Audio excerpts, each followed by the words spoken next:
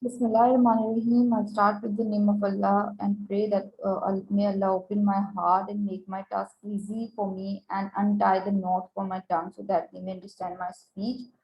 Today, our topic of discussion is unemployment and inflation, which is the chapter number 12 from Abel and Bernanke. Unemployment and inflation sometimes refer to twin evils. In macroeconomics, they are among the most difficult politically sensitive economic issue that policymakers face. High rate of unemployment and inflation generally intense public concern because their effects are direct and visible. Almost everyone is affected by rising prices, and few workers can be confident that they will never lose the job. Um, the topic of discussion is first we will discuss the Phillips curve. Unemployment and inflation is there a trade-off? The answer is there is a negative relationship between unemployment and inflation, which is described by the Phillips. Friedman Phillips argued purely on the basis of economic theory that there should be a stable negative relationship between inflation and unemployment. Instead, negative relationship should exist between unanticipated inflation and cyclical unemployment. Unanticipated inflation is the difference between the actual and expected inflation rate, and cyclical employment is the difference between the actual and natural unemployment. Before the discussion of this analysis, we need to explain how Friedman Phillips arrived at this conclusion. To do so, we use the extended classical model, which includes a misperception theory.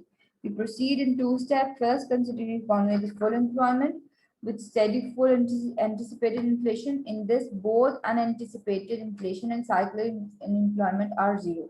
Second, we consider what happened when the aggregate demand growth increases unexpectedly. In this case, both positive unanticipated inflation and negative cyclical unemployment occurs. This outcome demonstrates the Friedman-Phillips point that a negative relationship between unanticipated inflation and cyclical unemployment. Um, First, this is the first case where we will discussing where the unanticipated inflation and cyclical employment are zero. Over here, the money supply increases by 10% every year. The aggregate demand shifted up by the 10% every year from AD1 to AD2. If the money supply has been growing by 10%, for some reason, and the rate of inflation has been 10% for some time, the expected inflation is 10%. Thus, the expected price level grow by 10% from 100 to 110. The annual 10% increase in the expected price level shifted the short-term supply curve, aggregate supply curve by 10% from SRAS 1 to SRAS2, right? The economy remained in the full employment equilibrium at the intersection of aggregate demand and short-term aggregate supply with the output level of Y bar. Unemployment and the natural rate of unemployment U bar and the inflation expected both at 10% per year, right? This is the first case. Now we'll be discussing the second case here. The expected There's a positive unanticipated inflation and negative cyclical employment occur. If the money supply has been up by 10% per year for a long time and it's expected to continue by 10%, the expected price level increases by 10%.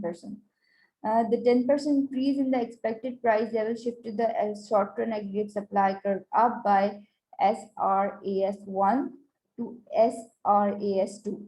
Then if the money supply actually increased by 15% in the next year rather than 10%, the aggregate demand curve is AD2 instead of AD too old. As a result of higher than expected money growth, output increases about Y bar, right? price level increases from 100 and 203 at point G, right? The expected 10% unanticipated inflation is 3%. The difference of this, because they think that price will go by increase by 10%, but it actually increased by 15%. This anticipated inflation is associated with higher output. You can see the output is greater than the full employment output, and the unemployment below the natural rate of employment. Unemployment is less than the below. Unemployment is below the natural rate of unemployment, which is a cyclical unemployment.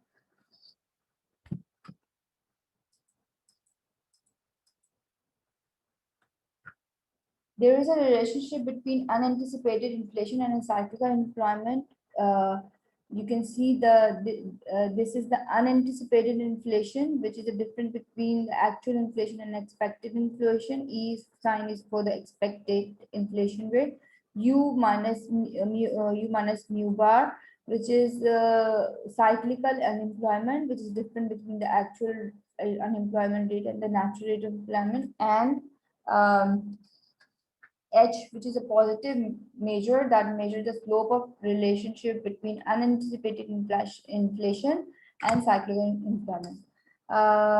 From this, we can drive the Phillips curve, which is the relationship between unemployment, which shows the relationship between unemployment rate and inflation rate.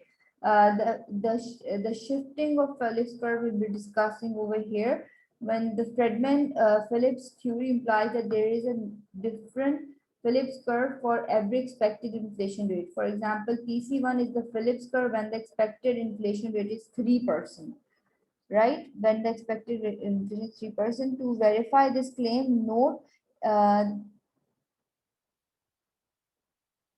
last equation, that when the actual unemployment rate equals to natural rate, uh, which uh, which is 6%. Here, the actual inflation rate equals the expected inflation rate. At point A, the unemployment rate equals the natural rate and the inflation rate is 3% at point A, right? On PC1, so the expected rate inflation is 3%. Similarly, at the point B, PC2, where the unemployment rate equals is the natural rate, which is 12%, inflation is 12%, on the expected inflation is 12% along PC2. Thus, an increase in the expected inflation rate from 3% to 12% shifted the curve from right to left.